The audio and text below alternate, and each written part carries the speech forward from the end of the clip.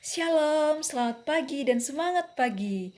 Apa kabar hari ini buat anak-anakku kelas 5B yang berada di rumah? Semoga semuanya dalam keadaan kuat dan sehat ya. Nah, sebelum Ibu masuk dalam materi, Ibu akan memperkenalkan diri. Perkenalkan, nama saya Merlinda, asal kampus dari yang dulunya Staken Toraja, sekarang berubah nama menjadi IAKN Toraja. Baik anak-anakku sekalian, semua sudah siap belajar ya? Pasti semua siap belajar. Nah, baik, kita akan belajar dan kita akan masuk dalam materi.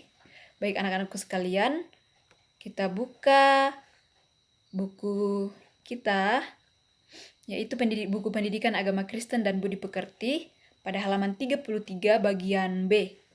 Halaman 33 bagian B, di situ kita akan belajar bersama-sama satu tema, yaitu Saulus bertobat. Nah, pasti semua anak-anakku sekalian punya Alkitab dong di rumah? Pasti punya lah. Nah, baik anak-anakku sekalian, semua ambil Alkitabnya dan mari kita buka Kisah Para Rasul 9 ayat 1 sampai ayat yang ke-19. Kisah Para Rasul 9 ayat 1 sampai ayat yang ke-19. Nah, anak-anakku sekalian, Ibu yang akan baca dan anak-anak yang berada di rumah silakan menyimak bacaan kita pada saat ini. Firman Tuhan berbunyi, Saulus bertobat. Sementara itu berkobar-kobar hati Saulus untuk mengancam dan membunuh murid-murid Tuhan. Ia menghadap imam besar dan meminta surat kuasa daripadanya untuk dibawa kepada majelis-majelis Yahudi di Damsyik, supaya jika ia menemukan laki-laki atau perempuan yang mengikuti jalan Tuhan, ia menangkap mereka dan membawa mereka ke Yerusalem. Dalam perjalanan ke Damsyik, ketika ia sudah dekat kota itu, tiba-tiba cahaya memancar dari langit mengelilingi dia. Ia rebah ke tanah, dan kedengaranlah olehnya suatu suara yang berkata kepadanya, Saulus, Saulus, mengapakah engkau menganiaya aku? Jawab Saulus, siapakah engkau Tuhan? Katanya, akulah Yesus yang kau aniaya itu. Tetapi bangunlah dan pergilah ke dalam kota, di sana akan dikatakan kepadamu apa yang harus kau perbuat. Maka termangu-mangulah teman-temannya seperjalanan, karena mereka memang mendengar suara itu, tetapi tidak melihat seorang juga pun. Saulus bangun dan berdiri, lalu membuka matanya, tetapi ia tidak melihat apa-apa. Mereka harus menuntun dia masuk ke Damsyik. 3 hari lamanya ia tidak dapat melihat, dan 3 hari lamanya ia tidak dapat makan dan minum. Di Damsyik ada seorang murid Tuhan bernama Ananias. Firman Tuhan kepadanya dalam suatu penglihatan. Ananias, jawabnya, ini aku Tuhan. Firman Tuhan, mari, pergilah ke jalan yang bernama Jalan Lurus, dan carilah di rumah Yudas seorang dari Tarsus yang bernama Saulus. Ia sekarang berdoa, dan dalam suatu penglihatan ia melihat bahwa seorang yang bernama Ananias masuk ke dalam dan menumpangkan tangannya ke atasnya, supaya ia dapat melihat lagi. Jawab Ananias, Tuhan, dari banyak orang telah kudengar tentang orang itu, betapa banyaknya kejahatan yang dilakukannya terhadap orang-orang kudus-Mu di Yerusalem.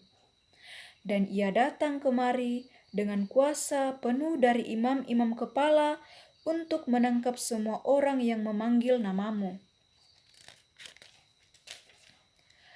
Tetapi firman Tuhan kepadanya, pergilah, sebab orang ini adalah alat pilihan bagiku untuk memberitakan namaku kepada bangsa-bangsa lain, serta kerajaan-kerajaan dan orang-orang Israel. Aku sendiri akan menunjukkan kepadanya betapa banyak penderitaan yang harus ia tanggung oleh karena namaku. Lalu pergilah Ananias ke situ dan masuklah ke rumah itu.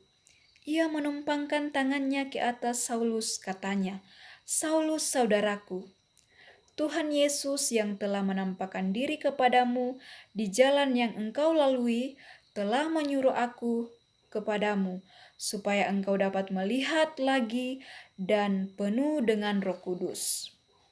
Dan seketika itu juga seolah-olah selaput gugur dari matanya, sehingga ia dapat melihat lagi. Ia bangun lalu dibaptis, dan setelah ia makan, pulihlah kekuatannya. Amin, firman Tuhan. Nah, untuk anak-anakku sekalian, Ibu akan menampilkan sebuah video yang bercerita tentang Saulus atau Paulus. Saulus dahulu sebelum bertobat namanya Saulus, dan sesudah ia bertobat, ia berubah nama menjadi Rasul Paulus. Silakan menyaksikan video yang akan Ibu tayangkan. Selamat menyaksikan, Tuhan Yesus memberkati.